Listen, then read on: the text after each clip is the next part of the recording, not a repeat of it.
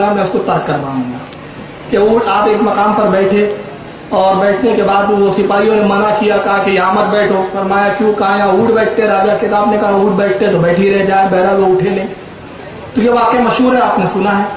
वहां से उठकर आप कहाँ तशरीफ लाते हैं? आना सागर। आज भी वो तालाब मौजूद है, अलबत्ता बहुत गंदा हो गया है, उसका पानी बड़ा अजीब हो गया है, वहीं लोग नहाते हैं। उस वक्त वो बड़ा साफ सुथरा था और उसका पानी पूरे अजमेर के लोग इस्तेमाल किया करते। और आसपास आना सागर के बहुत सारे मंदिर थे। इसका नाम आना सागर क्यों था इस तालाब का? पृथ्वीराज का जो बाप था उसका नाम था अन्नादेव। अन्नादेव ने यह तालाब तामीर किया था। अन्नादेव के नाम की निस्बत से इसका नाम था आना सागर। वो हालांकि अन्ना था, लेकिन अन्ना का वो आना, अन्ना अन्ना वो आना हो गया। जैसे हमारे यहाँ नागपुर है, नागफनी के यहाँ जहाँ इसलिए नागपुर है, तो ऐसे बहुत सारे इलाके जिसके नाम बिगड़ गए। जैसे कि भालदारपुरा, यह है भालेदारपुरा, मगर उसको कर दिया हमने भालदारपुरा, तो वो नाम बिगड़ जाते हैं। वैसे वो अन्ना सागर था, वो हो गया अना सागर। उसके किनारे आपने कयाम किया, बहुत सारे मंदिर बने हुए थे। एक बड़ा मंदिर था जहां पृथ्वीराज और उसकी माँ इबादत किया करती थी। और उस मंदिर का जो पुजारी था बड़ा, उस पुजारी का नाम था रामदेव। यही बड़ा पुजारी, यही पूजा पाठ करता था। सरकार गरीब नवाज ने कयाम किया, रामदेव ने पैगाम पहुंचाया कि फकीर तो अब अना सागर आ गया है, क्या किया जाए महाराजा, क्या हुक्म है? अगर इजाजत हो तो मैं अपना जादू से कुछ जंतर मंतर करूं। तो पृथ्वीराज तक भी खबरें आ रही थी सब क्या हो रहा है। तो उसने कहा कि अभी ना करो, जब वो फकीर गाफिल हो जाए हमारी तरफ से तब हम हमला करेंगे, अभी वो चौकन्ना है और अभी तुम्हें कुछ करने की जरूरत नहीं है, तुम इंतजार करो। उसने अपने चंद सिपाहियों को भेजे और भेजने के बाद कहता है कि अना सागर पे पैरा बिठा दो, उसको पानी न लेने दो। ये वाकयात भी सुने कि फिर आपने वो लोटे में पानी ले लिया, मैं उसको भी अभी तर्क कर रहा हूं। तो ये वाकयात मशहूर है, आप सुनते रहते हैं। अब उसके बाद एक मामला क्या होता है, करामत दिखाई आपने, फिर अना सागर का पानी लौटा दिया। मगर इतना सब होने के बाद भी पृथ्वीराज की अकल नहीं आई ठिकाने। माँ ने समझाया, पृथ्वीराज उस फकीर की कुव्वत और ताकत को तू भी देख चुका है, मैं भी देख चुकी हूं, जिसने पूरे अजमेर के पानी को, मौरखीन लिखते हैं कि जब वो पानी अना सागर का लोटे में लिया तो सिर्फ अना सागर का पानी नहीं आया था, पूरे अजमेर के कुएं खुश्क हो गए थे। बल्कि यहां तक लिखा गया है, हज़रत मुफ्ती गुलाम सरवर लाहौरी रहमतुल्लाह अलैह लिखते हैं कि माँ की छातियों के दूध तक सूख चुके थे। ये आलम हो गया था। जब उसने माफी तलब की, आपने पानी लौटाया, पानी लौटाने के बाद वो जो मामला था वो सही हुआ। अब मामला क्या होता है वहां पर, वो थोड़ा मैं इशारा में बोल जाऊंगा क्योंकि दूसरे कौम के लोग भी सुनते हैं, आप समझ जाएं कि जब गरीब नवाज के चाहने वाले वहां मौजूद थे, आसपास मंदिर है, तो बड़े जानवरों को ज्यादा कसरत से खाया करते थे। अब आप समझिए, मैं ज्यादा खोलना नहीं चाहता। उससे हुई उनको तकलीफ, क्योंकि उनके यहाँ उसकी इज्जत और एहतराम थी। तो एक दिन पूरे जितने पुजारी थे मंदिर के सब जमा हुए, कहा कि महाराज तो हमारे बुद्धिल हो गए पृथ्वीराज साहब, ये हमारे धर्म का बिल्कुल यहाँ पे ये दिवालिया निकालने पे तुला हुआ है। ये फकीर उन चीजों को भी इसके मानने वाले खा जाते हैं जिनकी हम इबादत करते, प्रतिष्ठा करते हैं। अब हमसे देखा नहीं जाता, हम तो अब इस पर जो अपना बस है, जो हम कर सकते करेंगे। मीटिंग तय हुई और उसके बाद ये पूरे के पूरे लोग सरकार गरीब नवाज की तरफ बढ़ते हैं हमला करने, और सब अपने वक्त के छू मंतर वाले, जादू घंटे वाले। उस वक्त जोहर की नमाज सरकार गरीब नवाज अदा फरमा रहे हैं। कुछ लोग नमाज से फारिग हो चुके हैं, सुन्नतें अदा कर रहे हैं, कुछ सुन्नतों से फारिग हो चुके हैं। ये सारे पुजारियों को आते हुए देखा, घबरा गए। उसके बाद सरकार गरीब नवाज की खिदमत में एक दौड़ते हुए आता है, इंतजार में कि हजरत सलाम फेरे तो कहूं कि हजरत ये सब पुजारी आए हुए न जाने क्या करें। पुजारी आए, कहा कि कहाँ है वो तुम्हारा सूफी बुजुर्ग, उसने हमारे धर्म का सत्यानाश कर दिया है, उससे कहो कि यहाँ से जाए और जगह तब्दील करे। तो उन्होंने कहा ठहरो, अभी वो नमाज पढ़ रहे हैं।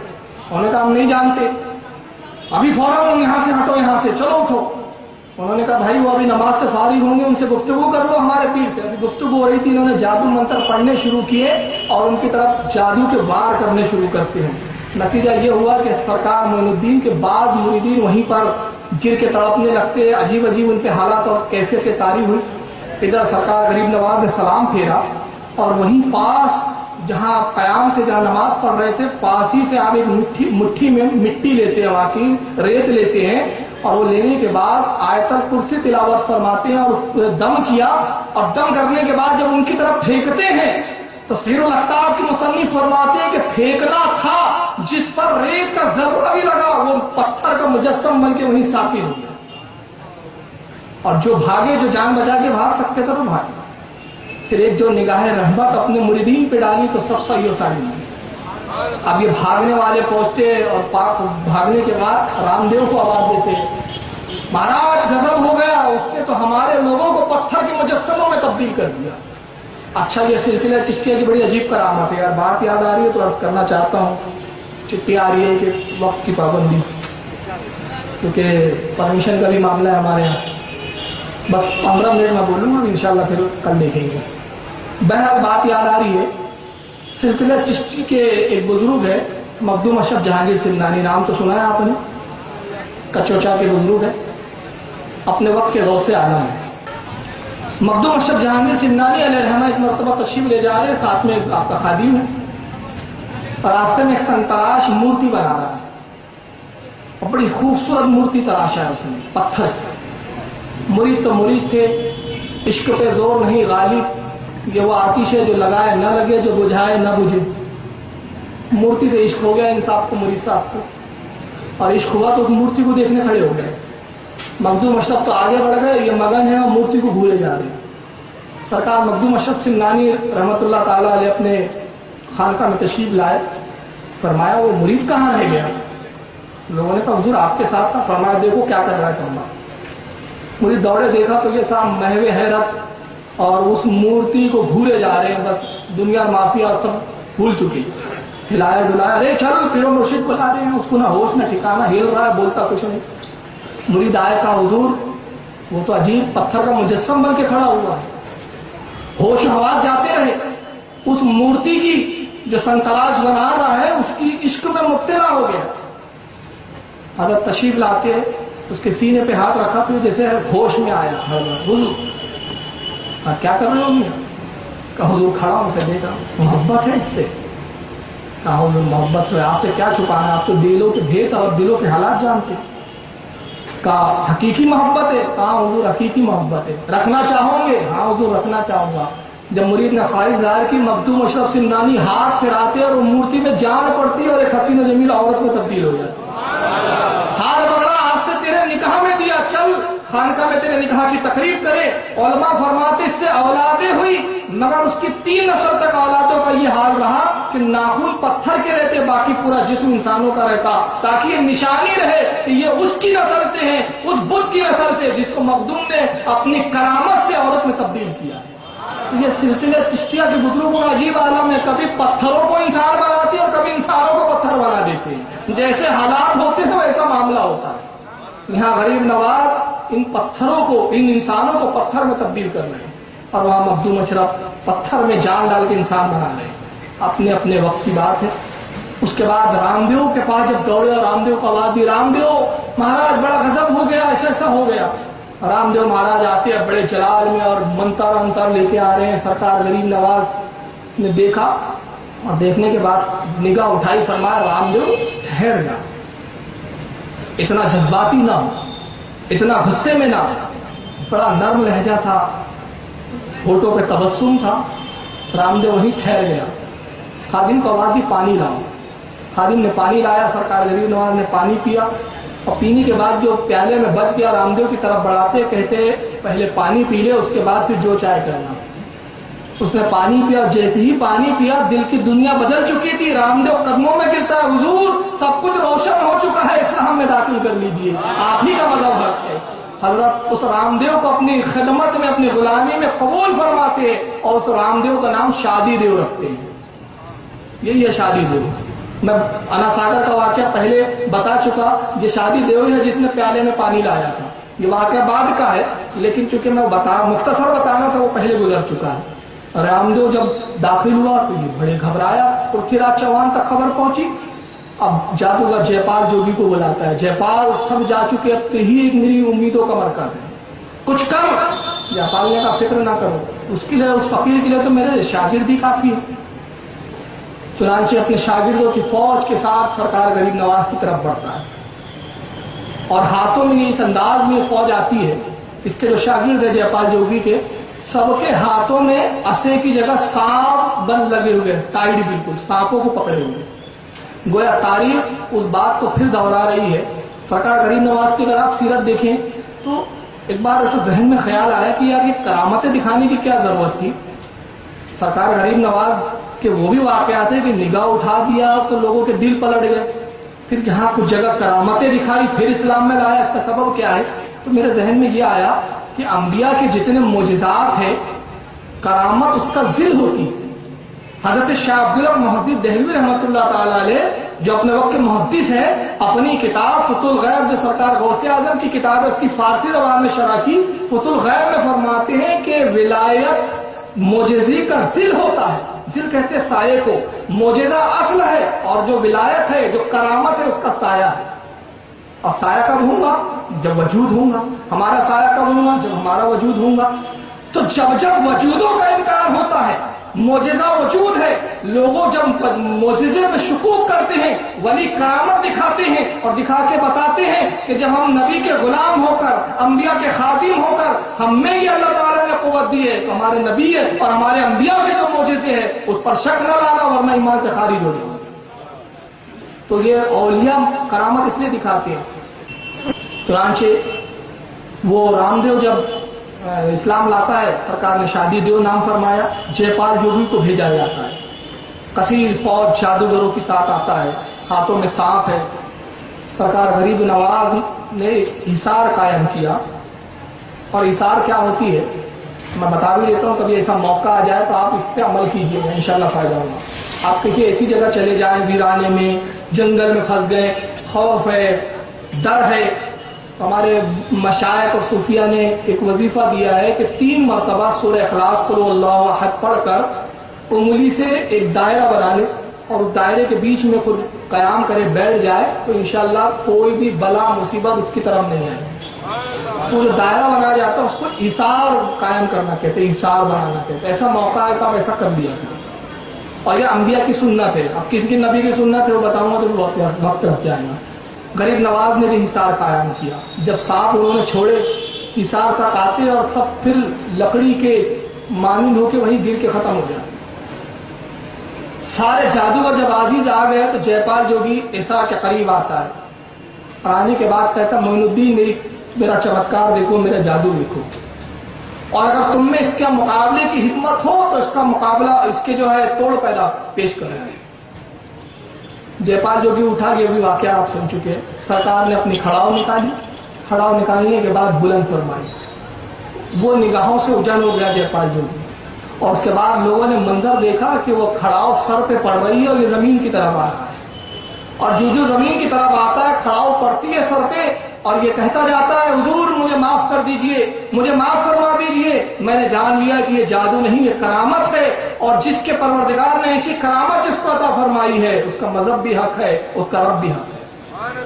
جے پال جوگی بھی اسلام قبول کرتا ہے. سرکار غریب نواز نے اس کا نام عبداللہ رکھا. پرتھی راج چوہان کو جب خبر لگتی ہے کہ جے پال بھی اسلام میں داخل ہو گیا, اب بڑا پھل پڑایا, اور اس کے بعد وہ پیغام بھیجتا ہے کہ کل رات تک معین الدین تم میری حکومت کے حدودوں سے نکل جاؤ ورنہ پھر میں تم پہ فوج بھیجوں گا اور اس کے نقصان کے ذمہ دار تم ہوں. اب یہ جملہ جب قاصد پہنچتا ہے اور پہنچنے کے بعد اس نے یہ پیغام سنایا غریب نواز کو, تو آپ ایک جملہ فرماتے ہیں پرتھی راج چوہان کو ہم نے گرفتار کیا اور اس کو مسلمانوں کے حوالے کر دیا. اب یہ جملہ کہہ دیا.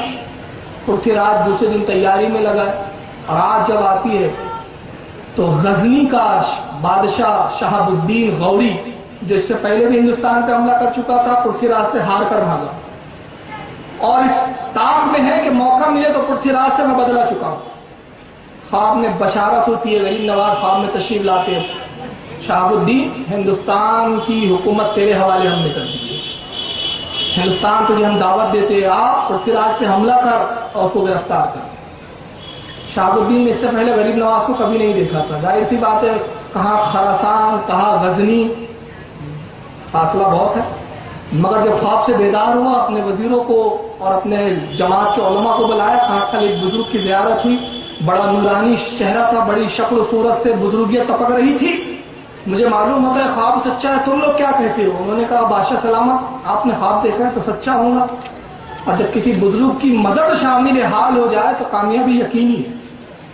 चलिए हिंदुस्तान की तरफ कूच कीजिए। शहाबुद्दीन गौरी हिंदुस्तान की सरजमीन में दाखिल हुआ, अजमेर में दाखिल हुआ। दाखिल होने के बाद पृथ्वीराज पे हमला किया, पृथ्वीराज गिरफ्तार होता है। अब गिरफ्तार होके शहाबुद्दीन के हाथों मारा जाता है। इस तरह सरकार गरीब नवाज के फ्यूज और बरकत से हिंदुस्तान में इस्लामी हुकूमत कायम हुई। जब जंग से फारिग हुआ तो दूर करीब से अजान की आवाज सुनी शहाबुद्दीन गौरी ने। कहता ताज्जुब की बात है, मैं तो समझ रहा था हम कुफरिस्तान में आए हैं, यहाँ तो सब सिर्फ कुफ्र होगा, मगर ये अजान की आवाज कैसे आ रही है? मालूम होता है मुसलमानों की कोई जमात करीबी है, आओ उन्हें तलाश करो, चलो वहीं पर हम अपनी नमाज अदा करेंगे। जब पहुंचा तो अजान हो चुकी थी, लोग वुजू से फारिग होके सफे बना रहे थे, नमाज के लिए इमाम खड़ा हो चुका था। शहाबुद्दीन भी पीछे गया और उसी जमात में उसी इमाम की इक्तिदा में नियत करके खड़ा हो गया। सलाम फेरा गया, नमाज खत्म हुई, और जैसे ही सलाम और नमाज खत्म होने के बाद बुजुर्ग पे निगाह पड़ती है, शहाबुद्दीन कदमों में गिरता है। कसम परवरदिगार की, ये चेहरा वही है जिसने ख्वाब में बशारत दी थी, जिसने मुझे ख्वाब में बशारत दी, जिसकी दुआओं से ये हुकूमत मुझे मिली है हिंदुस्तान की, ये अपने वक्त वली कामिल है। कदमों में गिरता है, कहता हुजूर अपना तारुफ पेश कीजिए। सरकार मोइनुद्दीन फरमाते हैं फकीर मोइनुद्दीन अजमेरी है, उस्मान हारूनी का खलीफा है। कहता हुजूर मुझे अपनी गुलामी में दाखिल फरमा दीजिए। शहाबुद्दीन गौरी हजरत से बैत होकर मुरीद हो जाता है। उसके बाद फिर वो बात के और वाकयात है। चुनांचे बख्तियार काकी को दिल्ली की कुतबियत अता करके सरकार गरीब नवाज रवाना फरमाते हैं। बख्तियार काकी के जमाने में जो दिल्ली का बादशाह है वो है शमशुद्दीन अल्तमश। अब ये बख्तियार काकी को जब दिल्ली भेजा सरकार गरीब नवाज ने, हजरत शमशुद्दीन अल्तमश इन्हीं से मुरीद होता है। और मुरीद होने के बाद आलम यह है कि साथ में घूमते फिरते हैं, बहुत अदब करता है, बड़ी ताजीम करता है। बादशाह ने जब ये अदब किया हजरत कुतुबुद्दीन बख्तियार काकी के साथ, तो कुछ हाफिदीन पैदा हो गए कि यार ये इस फकीर को क्यों इतना मतलब इज्जत देते हैं बादशाह सलामत। चुनांचे कुछ वजीरों को खतरा हुआ कि कहीं ऐसा ना हो कि सुल्तान शमशुद्दीन अल्तमश अपने बाद बख्तियार काकी को बादशाह न बना दे, और वो नहीं चाहते थे ये बादशाह बने। हालांकि ऐसा कुछ मामला था नहीं, उन्होंने बहुत सारे कान भरे, लेकिन सुल्तान शमशुद्दीन अल्तमश अपने पीर के बारे में कुछ भी नहीं सुनता था। एक औरत को उन्होंने तैयार किया, वो औरत हमल से है, पेट उसका बड़ा है, आती है दरबार में, कुतुबुद्दीन मौजूद है उस वक्त बख्तियार काकी, भरे दरबार में कहती है बादशाह मुझे इंसाफ चाहिए। का इंसाफ किया जाएगा, का इस शख्स ने मेरे साथ बदकारी की और मुझे बच्चे वाली बना दी, मैं चाहती हूं कि उससे मेरा निकाह कराया जाए, और अगर वो नौजवान निकाह के लिए तैयार ना हो तो सजा दी जाए। का कौन है वो शख्स? का वही जो तुम्हारे बगल में बैठे हैं, बख्तियार काकी मां। उसने ख्वाजा बख्तियार काकी पर इल्जाम लगाया। जब हजरत बख्तियार काकी ने जैसी उसकी बात सुनी घबरा गया, पसीने पसीने हो गए, शर्मिंदा हो गए। का बदबख्त ये क्या कहती है, तो झूठ कहती है। का मेरे पास गवाह, झूठे गवाह भी खड़े कर दिए उसने। हजरत बड़े परेशान हुए। उसी दरबार में, आप जिस सिंध में अजमेर था, दिल्ली से अजमेर की तरफ रुख करते हैं और सरकार गरीब नवाज की तरफ लौ लगा के करते, पीरो मुर्शिद मेरी इमदाद फरमाइए। जमले जबान से निकले, दिल में कहा था, देखते के पास ख्वाजा मोइनुद्दीन अजमेरी खड़े हुए। बख्तियार क्यों याद किया? हुजूर मुझ पर बड़ी आफत टूटी है। फरमाया हमारे होते हुए कोई खौफ की जरूरत नहीं, तेरा पीर अभी जिंदा है। करीब पहुंचे और बदकार औरत झूठ कहती है। कहा मैं झूठ नहीं कहती। आपने कहा भी जाहिर हो जाता है। आपने अपनी उंगली ली, पेट की तरफ इशारा करते हैं और उस पेट के बच्चे से मुखातिब होकर फरमाते हैं बच्चे बता तेरा बाप कौन है। पेट से शिकम से आवाज आती है मेरी माँ झूठी है, झूठ कहती है। बख्तियार काकी ने इसे देखा भी नहीं है मेरी माँ को, फला शख्स ने बदकारी की, मैं उसका नतीजा। बादशाह ने उस औरत को भी कत्ल किया और उसके जो हवा खाते उसको भी कत्ल कर दिया। ये सरकार गरीब नवाज की इतनी करामात है। फिर उसके बाद और वो एक बड़ा तफसील है, 97 साल की उम्र में, 97 साल की उम्र हुई सरकार गरीब नवाज की। 6 रजब 633 हिजरी को अजमेर की सरजमीन पर आपका विसाल होता है। और मुतअद्दिद उलमा ने, जिसमें शाह अब्दुल हक मुहद्दिस दहलवी जैसा वक्त का अलीम, मिरातुल अफरार में اور سیرُ الافطاب بڑی بڑی کتابوں میں یہ بات تحریر ہے کہ جس دن سرکار غریب نواز کا انتقال ہوا، وقت کے جلیل قدر مشائخ موجود ہیں، وہ دیکھتے ہیں اور وہ سب کا بیان ہے کہ ہم نے سرکار غریب نواز کی پیشانی پر عربی میں ایک تحریر دیکھی، جیسے کسی نے قدرت سے تحریر لکھ دی تھی، اور جو صاف پڑھی جا رہی تھی تحریر یہ تھی: ھذا حبیب اللہ مات فی حب اللہ، یہ اللہ کا حبیب ہے، اس کی موت اللہ کی محبت میں ہوئی ہے، یہ اللہ کی محبت میں دنیا سے گیا ہے۔ سرکار بختیار کاکی فرماتے ہیں جس دن میرے پیر و مرشد خواجہ غریب نواز کا وصال ہوا اس دنوں میں دہلی میں تھا، حضرت نے مجھے دہلی روانہ کر دیا۔ میں نے اسی رات جس دن انتقال ہوا خواب دیکھا کہ اللہ کے نبی صلی اللہ علیہ وسلم صحابہ کی جماعت کے ساتھ تشریف فرما ہے اور آپ ٹہل رہے ہیں، انتظار فرما رہے ہیں۔ میں نے عرض کیا فدا کا ابھی امی یا رسول اللہ، میرے ماں باپ آپ پہ قربان ہو جائے، آقا کس کا انتظار ہے؟ فرمایا تیرے پیر معین الدین کا اجمیر میں انتقال ہو گیا ہے، القریب وہ آنے والا، میں اسی کا انتظار کر رہا ہوں۔ یہ معین الدین اجمیری ہے، ان کا فیض آج بھی جاری ہے، بظاہر وصال فرمایا ہے لیکن آج بھی وہ زندہ ہے، ان کا فیض زندہ ہے، ان کے فیض و برکات زندہ ہے، ان کی تعلیمات زندہ ہے۔ اللہ تعالیٰ سے دعا ہے کہ مالک کائنات سرکار غریب نواز کا ہمیں غلام بنائے رکھے اور قیامت میں ان کی غلامی میں ہمیں قبول فرمائے۔ وما علینا الا البلاغ المبین۔ صلاۃ والسلام کے لیے کھڑے ہو جائیں۔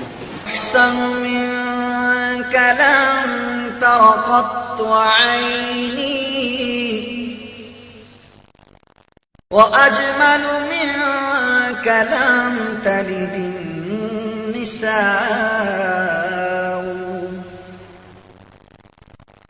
خلقت مبرأ من كل عيب كأنك قد خلقت كما